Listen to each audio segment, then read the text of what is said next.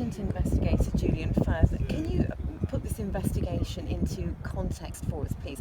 How large a job was it?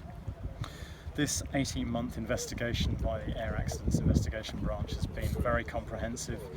From the outset it involved almost half the organisation, and throughout that investigation 7 inspectors have been assigned full-time to that, and it's been their absolute priority.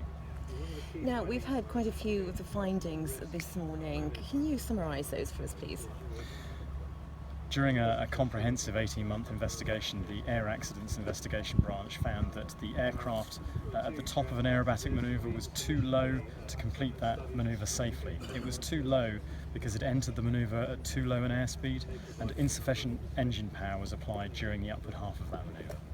We also heard that the pilot, Andy Hills, wasn't practised at flying an escape routine out of that stunt that he was doing in the Hawker Hunter. We conducted a series of trial flights using an experimental test pilot from the UK's Empire Test Pilot School to understand how the Hawker Hunter could be flown and what would be normal for this aircraft and what strategies might be available to a pilot to escape from manoeuvre having reached a height that was too low to complete it. We found that such a manoeuvre was possible for several seconds after passing the top of it, and indeed that one would have been possible in this case. However, we also found that the pilot may not have been certain that such a manoeuvre could be completed successfully from the speed that was achieved at the top of the accident manoeuvre, and we have therefore looked at training and assessment for those pilots to make sure that they're better equipped to deal with those conditions in future. There's also mention of the risk assessment from the flight display director running the Shoreham Airshow on the day, that was inadequate and not enough to safeguard the public outside of the airshow arena. What are your recommendations made to improve that? We looked in detail at the risk assessment conducted for the 2015 Shoreham Airshow. We also looked at the guidance available to flying display directors and organisers conducting such risk assessments throughout the United Kingdom.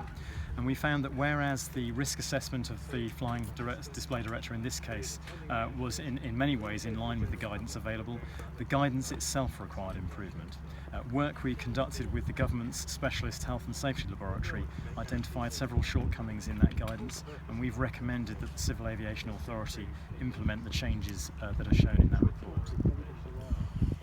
This particular pilot had been seen to be overflying the residential area of Lancing just the year before, and that's not within his permit to fly. And that's not within his permit to fly, as far as my understanding is. Why was he allowed to fly in 2015 at the airshow, having already broken the rules?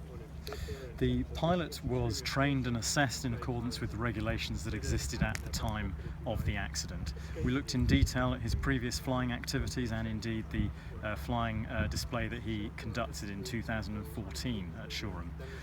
In certain circumstances during that flight he was seen to be overflying built-up areas, but that may not have been directly apparent to those on the ground who were charged with ensuring the safety of the flying display or stopping it if they saw anything untoward. We didn't feel that the external monitoring was going to be a successful mitigation against that kind of activity. We've therefore looked at better training and assessment for the pilots.